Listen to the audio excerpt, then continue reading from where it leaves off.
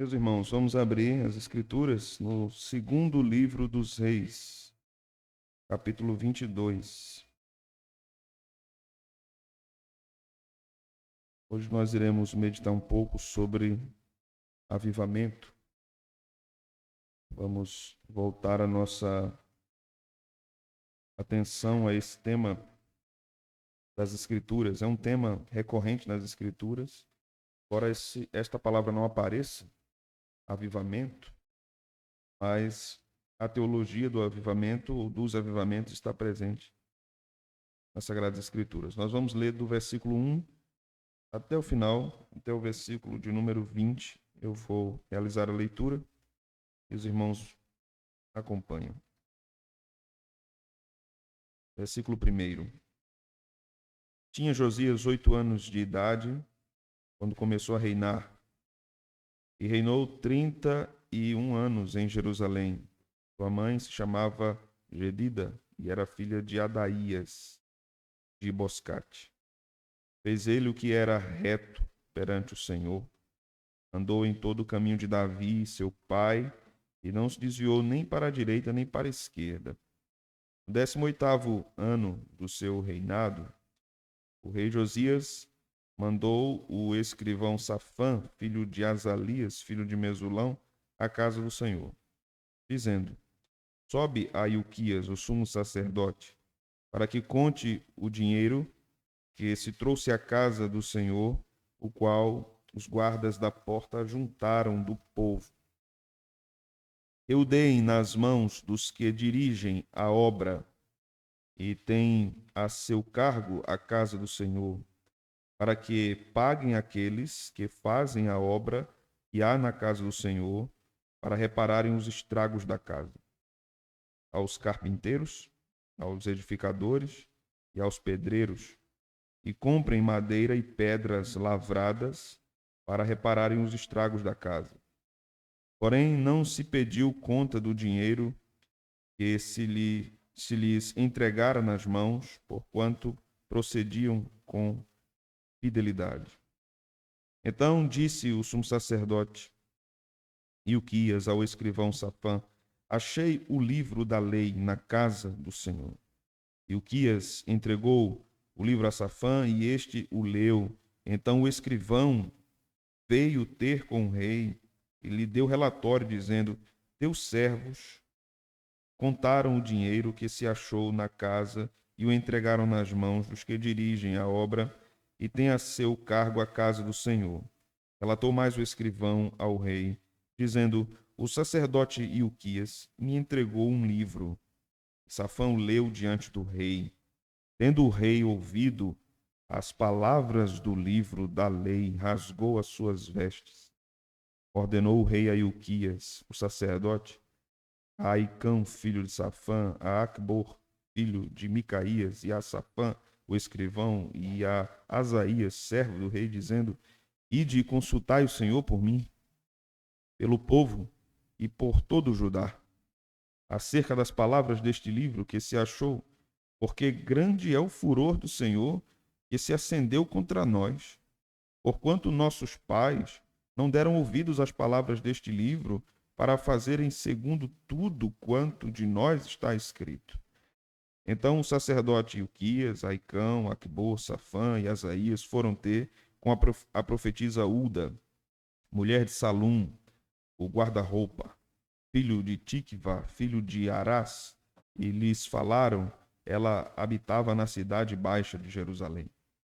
Ela lhes disse: Assim diz o Senhor, o Deus de Israel: Dizei ao homem que vos enviou a mim: Assim diz o Senhor: Eis que trarei males sobre este lugar e sobre os seus moradores, a saber, todas as palavras do livro que leu o rei de Judá, visto que me deixaram e queimaram incenso a outros deuses para me provocarem a ira.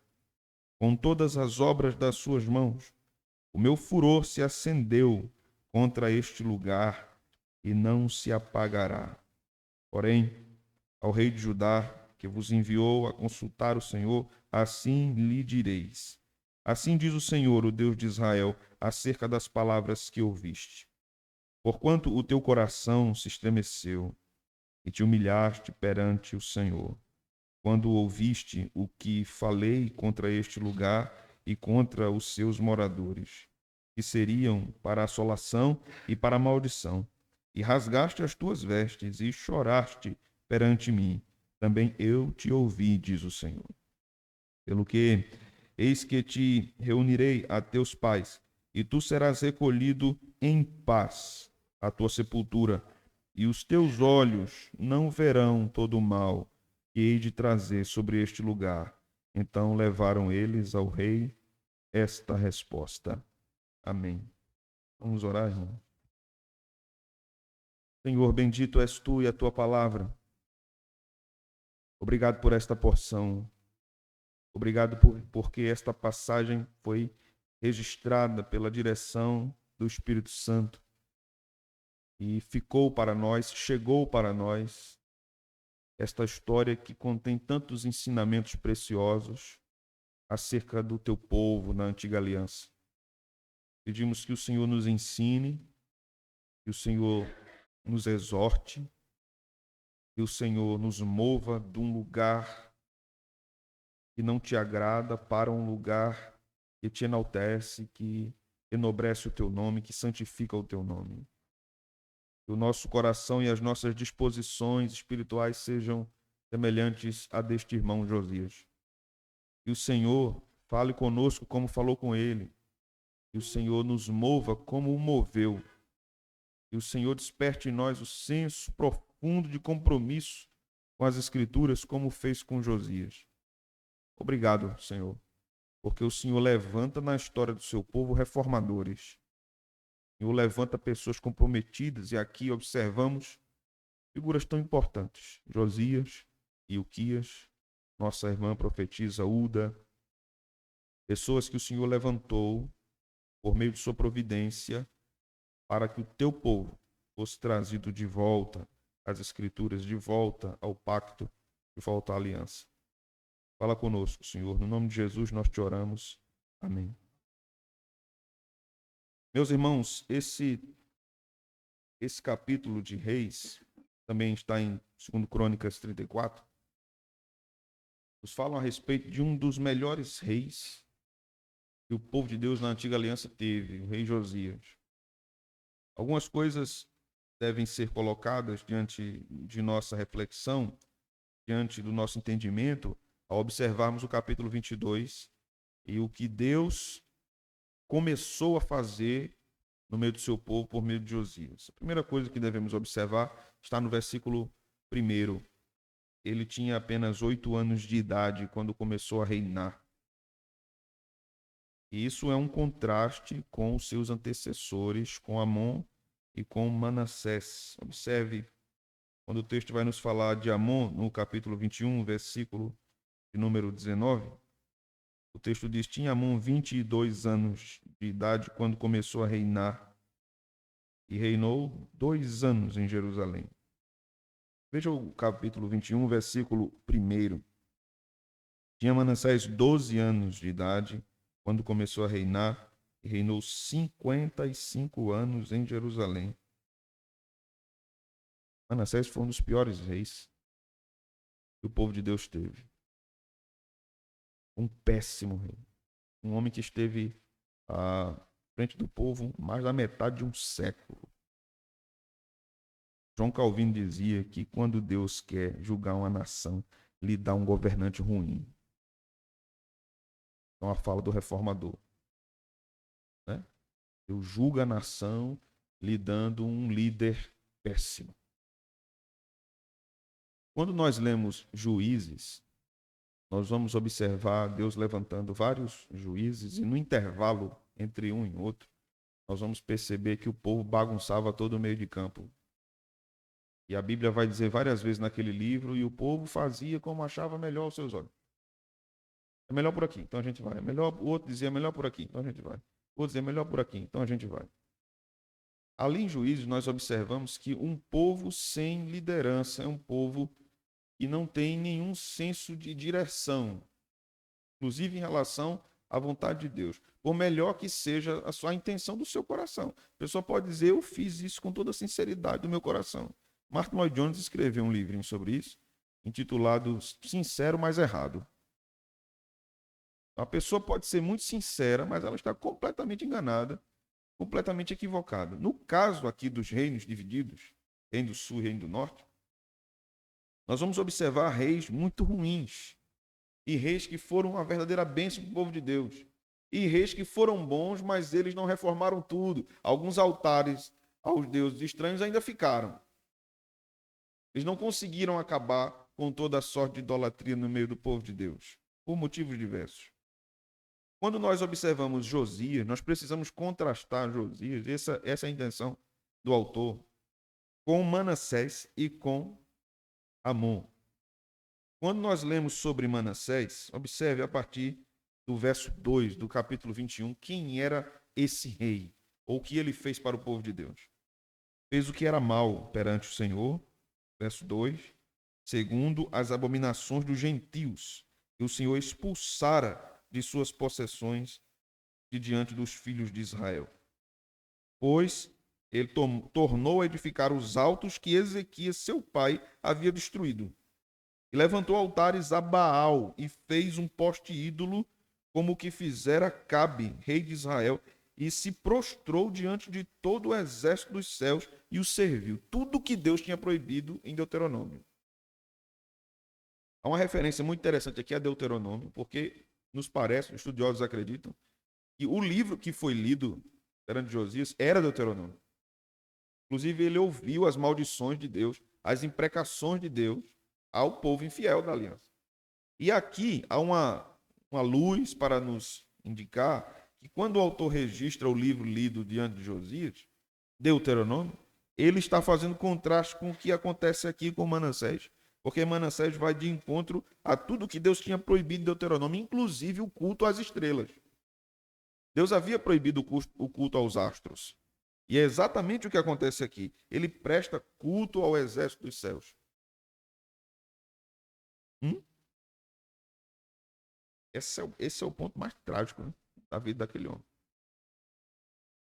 Veja só, diz o texto que Ezequias havia destruído altares. Aí sucede a liderança, ele não vamos levantar os altares. Também não é assim, não precisa ser tão radical assim. De tirar os... Está fazendo mal a quem? Um ídolozinho na casa de alguém. De vez em quando o povo de Deus adorar um Deus estranhozinho. Não faz mal para ninguém. Também não precisa a gente ser tão puritano.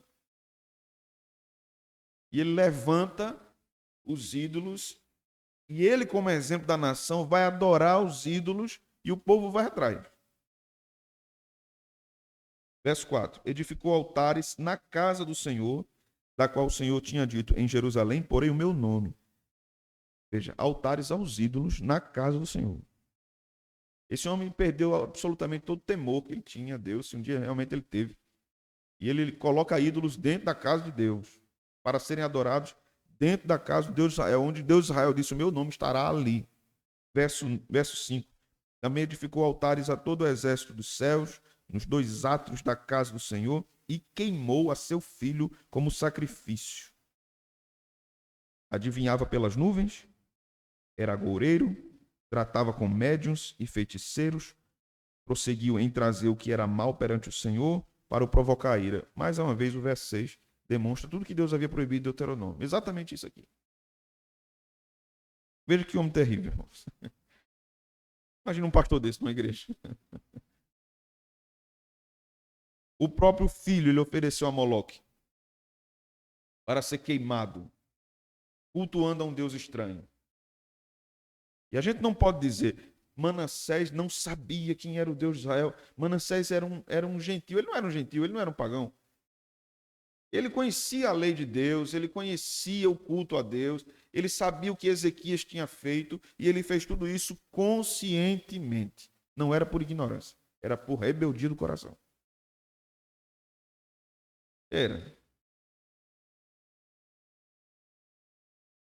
Estava tudo certo. Foi, aí ele desmantelou tudo na vida inclusive na vida do filho. Versículo 7, veja. Também pôs a imagem de escultura do poste ídolo que tinha feito na casa de que o Senhor dissera a Davi e a Salomão, seu filho: nesta casa e em Jerusalém, que escolhi de todas as tribos de Israel, porei o meu nome para sempre. E não farei que os pés de Israel andem errantes na terra que dei a seus pais, contanto que tenham cuidado de fazer segundo tudo o que lhes tenho mandado, e conforme toda a lei que Moisés, meu servo, lhes ordenou. Eles, porém, não ouviram. E Manassés de tal modo os fez errar, que fizeram pior do que as nações que o Senhor tinha destruído de diante dos filhos de Israel. Se os cananeus eram terríveis, nesse estágio aqui, Israel superou. Se os povos que Deus aniquilou por causa da sua rebeldia, o texto vai dizer lá nas Escrituras, né? Nos livros de Moisés, que quando Deus manda a Israel avançar e destruir os cananeus, Deus esperou séculos. A medida da ira de Deus durou 4 séculos para que Deus aniquilasse os cananeus. Desde Abraão, Deus já fazia advertências aos cananeus. Deus foi muito longânimo. Aí a gente escuta, às vezes, a pessoa não tem conhecimento da Escritura e vai fazer uma crítica à Bíblia, dizendo esse Deus das Escrituras, o Deus dos Hebreus, é um Deus incompassivo, é um Deus irado. Eu acho que esperar 400 anos para julgar um povo demonstra muita longanimidade e não um Deus consumido pela ira e pela raiva. Aqui Manassés conseguiu que o povo, que a igreja fosse muito pior do que o mundo. Imagine, irmão. Imagina uma pessoa entrar numa igreja e dizer assim: rapaz, eu acho que a pessoa honra mais a Deus lá fora do que aqui dentro. Porque o que está se fazendo aqui é algo absurdo. Que não pode se contar. Nenhum ímpio tem coragem de fazer isso que os crentes estão fazendo. A começar do seu líder. E Deus diz a Escritura. Veja só o verso 10. Então o Senhor falou por intermédio dos profetas, seus servos, dizendo: visto que Manassés, rei de Judá, cometeu estas abominações, fazendo pior que tudo que fizeram os amorreus antes dele, e também a Judá fez pecar com os ídolos dele. Irmãos, isso aqui, irmãos, deve nos fazer pensar bastante sobre quem são os nossos líderes. Porque foi Manassés que levou o povo à idolatria. Foi Manassés que levou o povo de Deus ao erro. Verso 12. Assim diz o Senhor, Deus de Israel: eis que hei de trazer tais males sobre Jerusalém e Judá, que todo o que os ouvir, lhe tinirão ambos os ouvidos. Tenderei sobre Jerusalém o cordel de Samaria e o prumo da casa de Acabe. Eliminarei Jerusalém como quem elimina a sujeira de um prato. Elimina e o emborca. Veja a figura ali. A ideia é você tirar o resto da comida do prato e emborcar o prato. Eu disse: é isso que eu vou fazer. Eu vou eliminar de uma vez. E vou dizer: terminei emborcando o prato. A minha ira está suscitada contra a minha igreja. É o que Deus está dizendo. Porque a minha igreja tem andado desonrando o meu nome. Esse tipo de texto deve voltar a ser pregado no nosso meio, porque é certo que nos últimos anos, principalmente no tipo de pregação que nós temos no Brasil, não observamos o que Deus faz no Antigo Testamento, porque dizemos que isso meramente passou. Passou.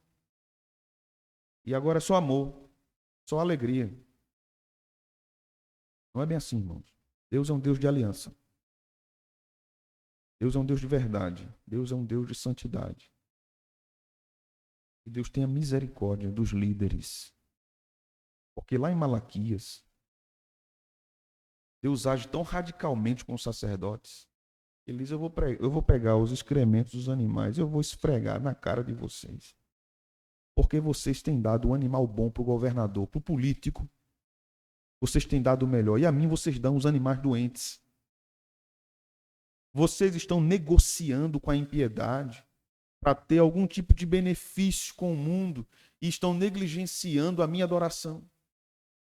O que eu vou fazer é isso. Deus diz em Malaquias. É melhor que as portas estejam fechadas. Olha, observe o que Deus diz lá. Deus diz assim, para vocês serem igreja desse jeito, é melhor fechar. Para vocês serem pastores do povo desse jeito, é melhor parar. Deixe.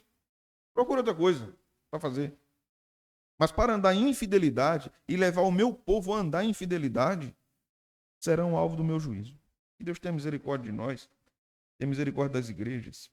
Veja o que Deus diz no verso 14. Observe bem o que Deus diz. Abandonarei o resto da minha herança.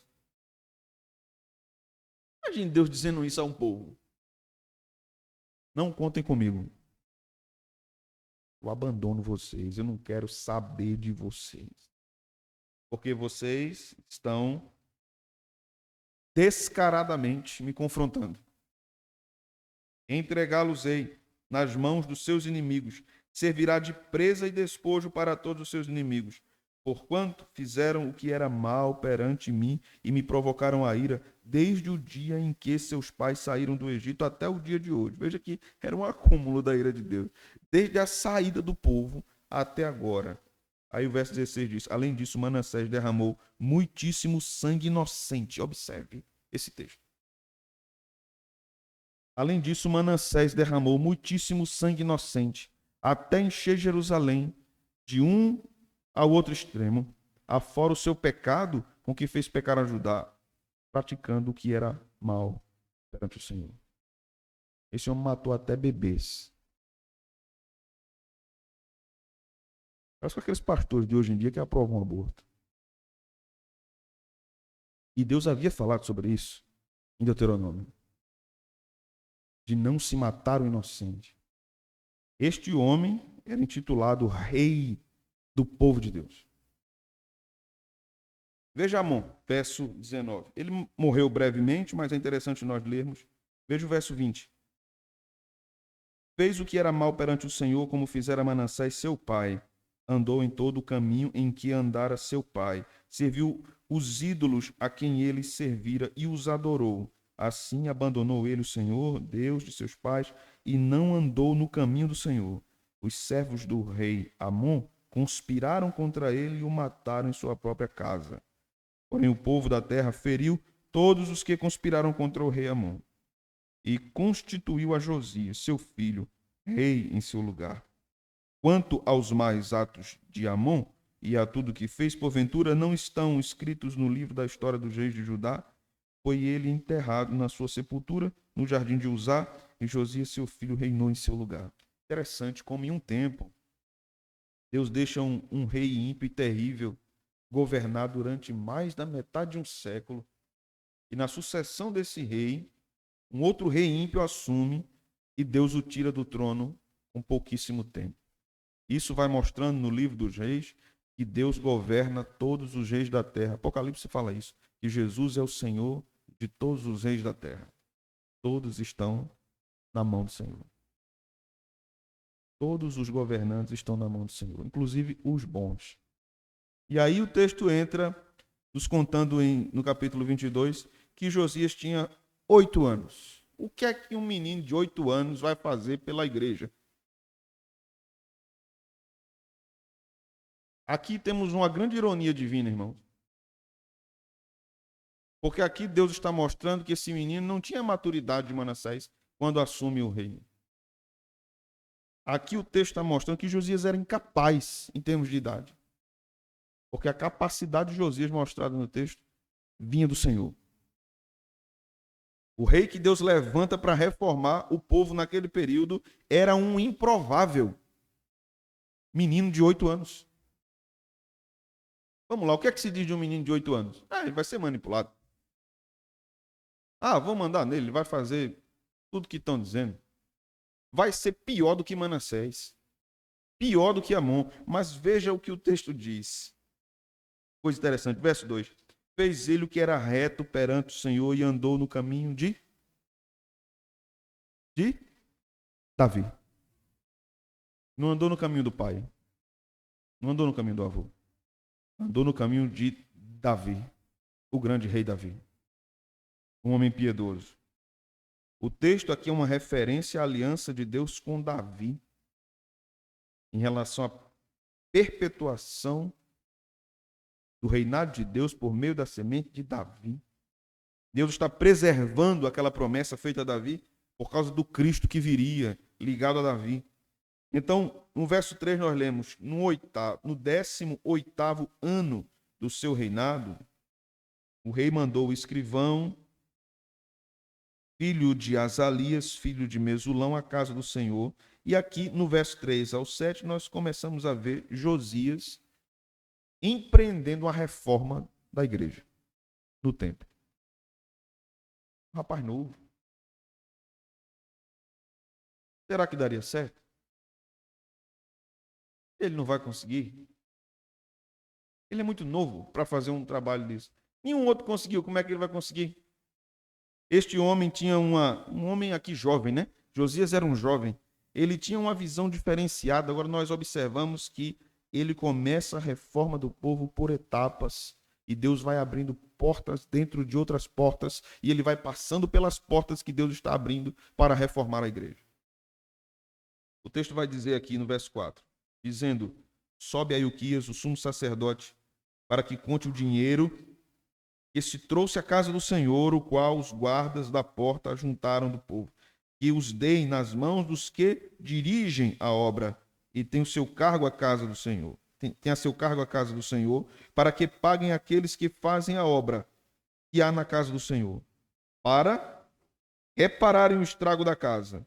Observe, aos carpinteiros, aos edificadores, aos pedreiros, e comprem madeira e pedras lavradas para reparar os estragos da casa. Porém, não se pediu conta do dinheiro que eles entregaram nas mãos, porquanto procediam com fidelidade. Isso é uma ação do Senhor tremenda no meio do povo. A gestão desse homem não tinha risco de corrupção. Deus começa a reformar todo o procedimento antes corrompido, agora em algo santificado. E Josias está indo, por onde o Senhor está guiando, embora ele não tenha conhecimento amplo ainda do que viria. Ele tinha temor, mas ele ainda não tinha diante dele a lei de Deus. A Bíblia vai dizer que Ilquias acha a palavra de Deus perdida na casa de Deus, irmãos.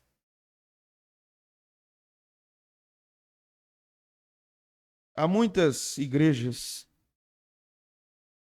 por misericórdia, ainda são igrejas. Mas a palavra de Deus se perdeu lá dentro, ninguém sabe onde está até hoje.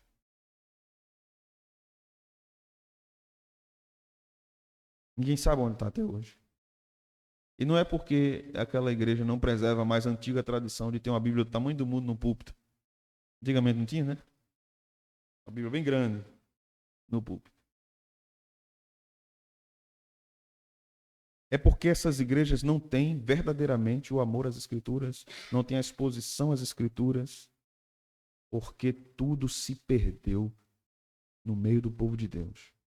O povo continua indo para o culto, continua cantando, continua ouvindo, continua servindo, continua se metendo num bocado de programação da igreja, mas a palavra de Deus está perdida no meio do povo. O texto vai dizer, verso 8. Então, disse o sumo sacerdote Ilquias ao escrivão Safã, achei o livro da lei na casa do Senhor. Ilquias entregou o livro e este o leu.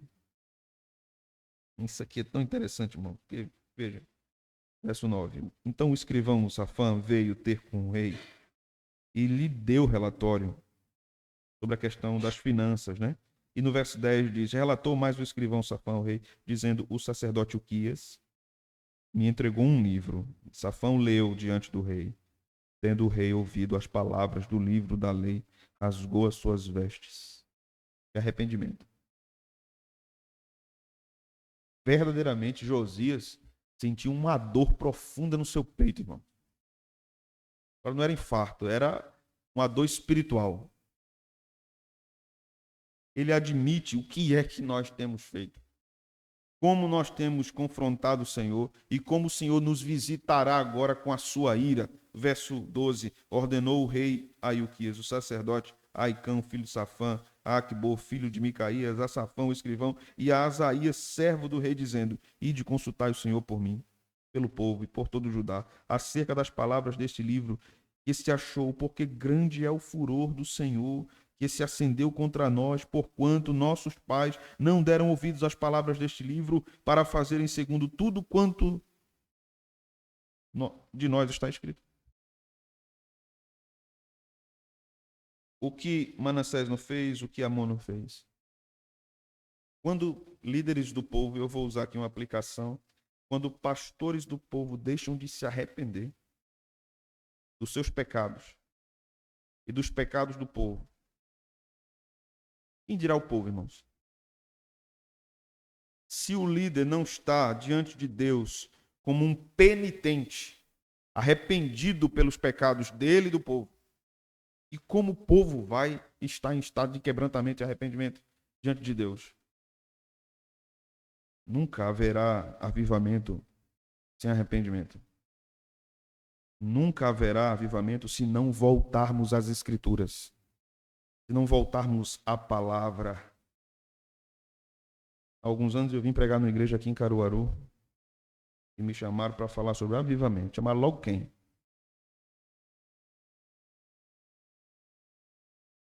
E me deram um texto de Jeremias, falando sobre o vaso e o oleiro. Eu acho que o povo não entendeu esse texto. O povo sabe, o vaso na mão do oleiro, o oleiro fazendo barro e desmanchando. O texto está dizendo, eu vou destruir o meu povo. O meu povo está na idolatria. Eu vou abater todos, vou visitar com ira o meu povo. O cativeiro vai vir e eu vou acabar com tudo. E eu preguei o texto. Uma das partes do meu sermão, eu disse, irmãos, nunca haverá avivamento sem a palavra de Deus, sem a fala de Deus. Quando eu terminei, o líder daquela igreja tomou o microfone e disse, Deus faz como quer. Não é preciso pregação para que haja avivamento. Se nós dermos lugar, se nós falarmos em línguas, se nós profetizarmos, Deus fará um avivamento. E a mesma igreja que deu aleluia quando eu estava pregando, estava dando aleluia agora. Foi assim, né? O povo que celebrou o Senhor entrando na cidade em cima de um jumento foi o povo que ovacionou a libertação de Barrabás e a morte de Cristo. O mesmo povo.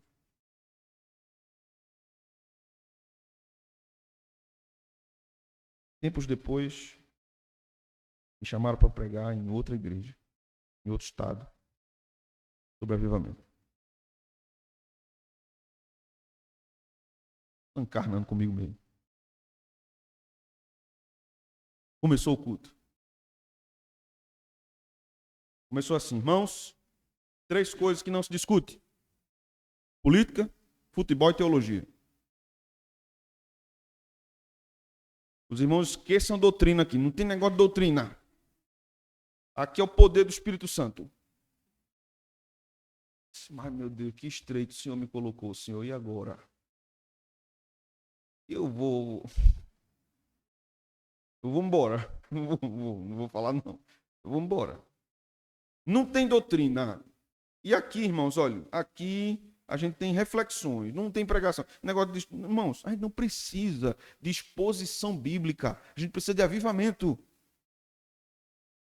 Começou o avivamento, e um que rodava parecia aquele helicópterozinho de pirulito que você faz assim, ele abria as mãos e saía rodando no corredor da igreja e voltava. O outro virava estrelinha, né? Onde é que eu tô, meu Deus? O que foi que eu fiz? Eu dei na minha mãe.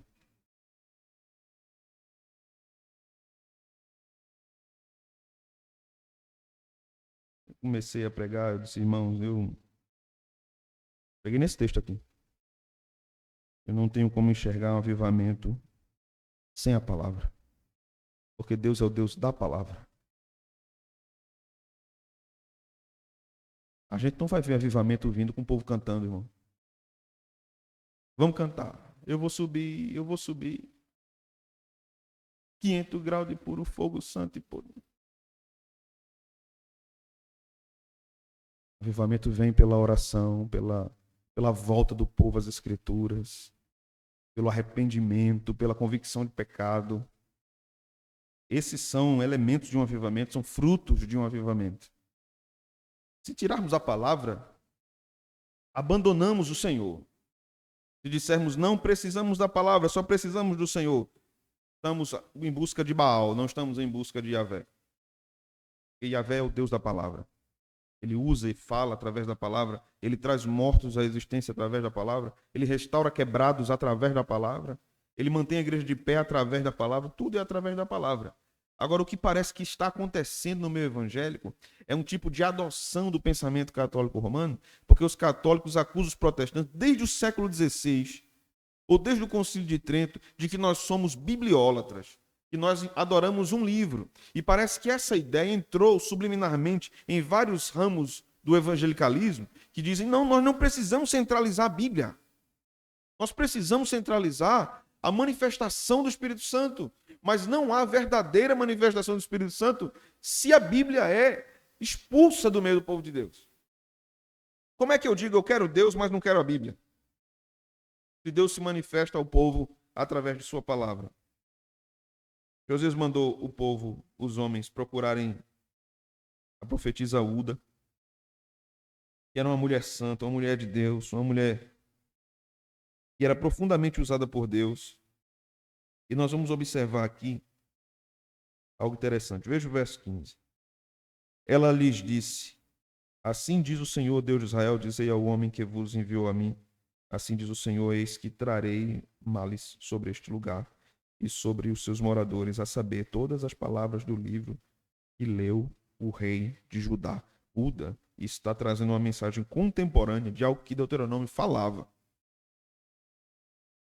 Uda não estava inventando a mensagem. O caráter da profecia bíblica nunca era inventar uma mensagem. E nunca era particularmente a respeito de um problema de alguém. Meu servo, eu estou vendo as tuas lágrimas e a tua causa na justiça. Eu vou resolver a tua causa na justiça e vou levantar o homem e ele vai pegar a caneta e vai assinar o papel. Você não vai ver isso na escritura. A profecia sempre se refere à trajetória da igreja, a como Deus está conduzindo o seu povo, seja para discipliná-lo e puni-lo, seja para restaurá-lo. Quando o profeta é levantado por Deus para falar para Paulo, que pega o cinto, se enrola todo, diz o dono desse cinto, vai acontecer o que com ele? Vocês lembram? Ágabo, né? Vai ser preso. É, Ágabo, é isso mesmo. Ele vai ser preso. Não foi assim? E o que foi que Paulo fez? E ele foi. Se fosse hoje, Jesus, isso é um aviso de livramento. E eu não vou mais porque é Deus me livrando. Nós confundimos o que é o caráter da verdadeira profecia. Deus realmente estava falando através de Ágabo para Paulo. Mas Paulo disse, mas é isso mesmo que vai acontecer. Eu vou. E vou pregar o evangelho. E vou ser preso. E vou sofrer. E vou ser torturado. Porque o Senhor quer assim. E Deus não já tinha falado lá atrás? Quando disse, este é para mim um vaso escolhido e lhe mostrarei o que é sofrer por amor ao meu nome.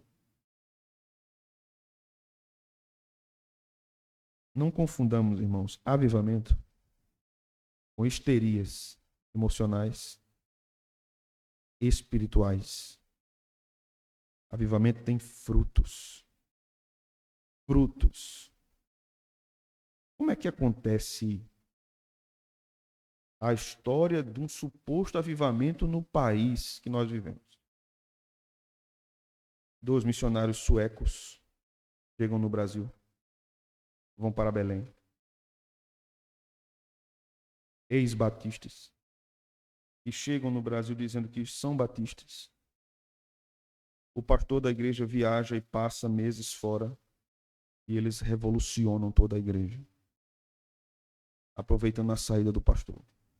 Bem íntegro isso. Bem bíblico. Vamos esperar o líder que está fora. Vamos aproveitar o líder que está fora E vamos ensinar aqui o que é a segunda bênção, o que é o batismo no Espírito Santo.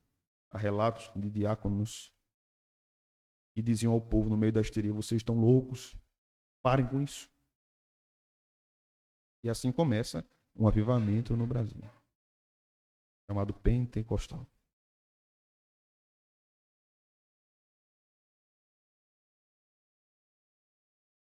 Uda diz o seguinte no verso 19: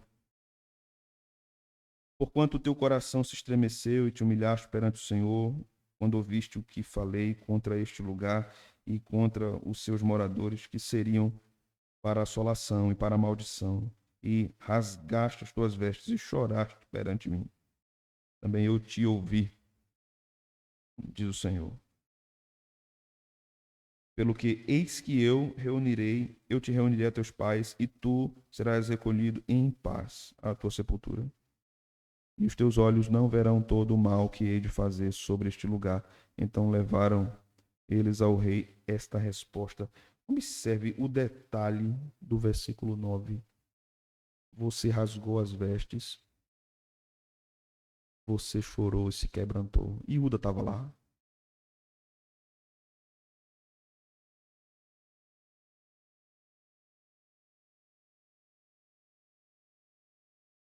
O Senhor mostrou a Uda, né? Assim como mostrava a Eliseu. Agora o camarada dizer: Deus me deu uma visão, irmãos, eu vi. Eu vi um cigarro voando. Eu tive o desprazer de estar no culto e ver uma desgraça dessa. Eu vi um cigarro voando. Eu disse, mas meu Deus, o que danado é isso aí? Tem alguém fumando aqui nessa igreja. Não é profecia não. A profecia diz, é fulano. E você estava na sua casa, sentado em tal lugar, e você falou isso, isso, isso, isso. É assim que aparece na escritura. Não é esse jogo de possibilidades. Até Zoroastro fazia isso, irmão.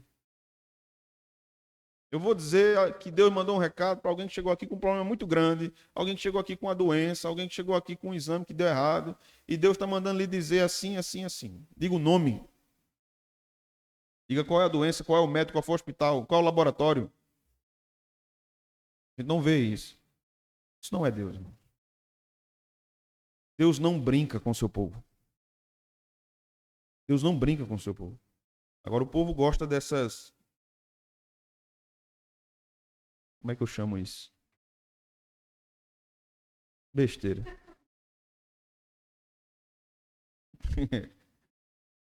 O povo gosta dessas coisas. Né? Teve um dia que eu vou terminar agora. Acho que eu já contei isso aqui. Eu estava... Era um domingo de manhã, eu comecei a dirigir o culto. Chegou um camarada na porta, se ajoelhou, olhou para a cruz atrás e se benzeu. Assim. Ficou assim.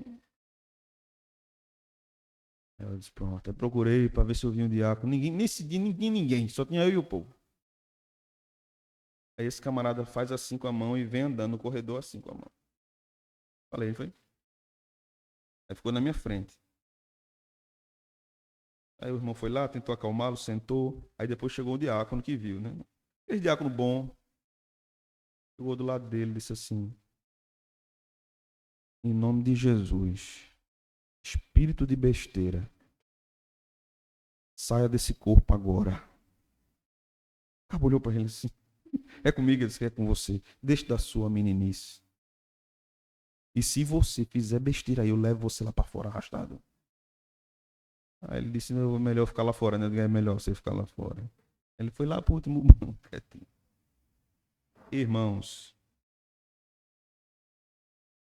eu não conhecia esse tipo de demônio, não. Eu já vi vários, né?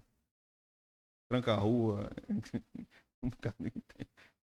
O pastor Pedro é que sabe os nomes desses demônios todinho. Eu não sei, não. Sabe não, pastor? Isso não é avivamento. Avivamento é o poder do Espírito por meio da palavra operando no meio do povo. É uma visitação poderosa do Espírito Santo no meio do povo. Nós não devemos ter medo do avivamento. Nós devemos orar por avivamento. Não devemos ter medo das experiências espirituais que Deus pode nos dar. Não devemos ter medo. Mas devemos orar para que essas experiências sejam bíblicas, sejam reais, sejam verdadeiras, condizentes com a palavra de Deus. Amém? Assim seja, né? Vamos a um tempo de oração.